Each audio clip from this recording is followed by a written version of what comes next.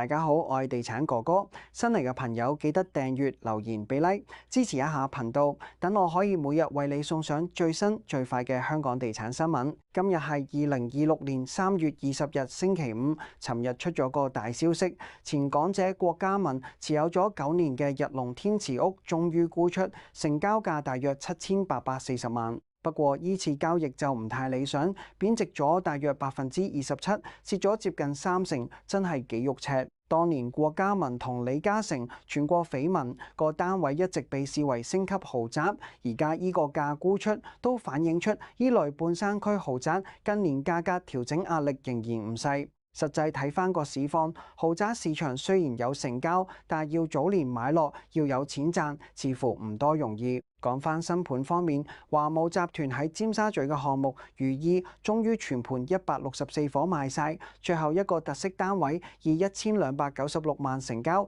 套現超過11.4億。喺市況波動底下，可以一 Q 清袋，算係一個幾亮麗嘅成績。發展商內部都表示，買家以年輕專業人士居多，睇中嘅係地段稀有同埋交通便利。再睇埋港島另一邊，會德豐同港鐵合作嘅 Deepwater South 黃竹坑港島南岸項目就真係火到不得了，暫時已經收到超過1500張入票，超額認購15倍。市場反應相當熱烈，有分析指呢個項目受惠鐵路上蓋優勢，加上以往港島南區供應唔多，再配合生活配套逐漸成型，自然吸引一班換樓客同投資者一齊入市。至於另一個焦點，豪宅 Park College 就有複式單位以1.28億成交，實用尺價高達約4.2萬。呢個成交價明顯反映豪宅買家開始重投市場，對罕有戶型仍然願意出高價，豪宅盤連環破頂，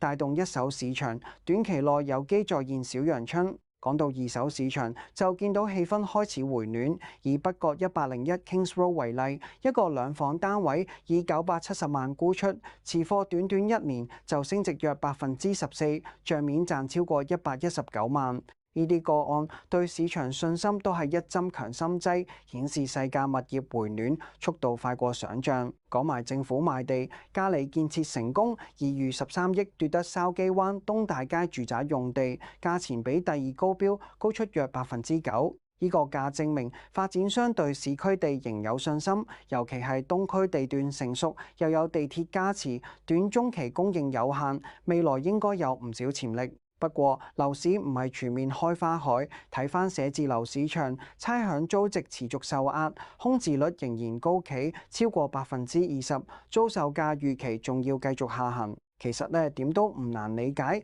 金融業同科技行業收縮，企業租約續租時都積極壓價，價格要見底仍需時間。另外，雲安地產喺黃大仙嘅重建項目匯順正式開價，延續佢近年積極重建舊樓嘅部署策略。睇得出發展商開始轉向中小型項目，靈活因應市場轉變，儲地策略越嚟越實際。不過就唔係個個地方都有好消息。北部都會區近期傳出有關沙嶺地出現蝕讓情況，有發展商帳面虧損嚴重，打擊咗市場對新界北發展嘅信心。有分析就認為政策方向同實際市場需求仲有落差，短期內可能要觀察多陣。整體嚟講，二手豪宅不乏蝕讓個案，但市場氣氛又有少少回暖。一手市場方面，超額認購、全盤沽清，消息頻傳。可以咁講，樓市開始出現分化，地段靚、供應少嘅項目依然熱賣，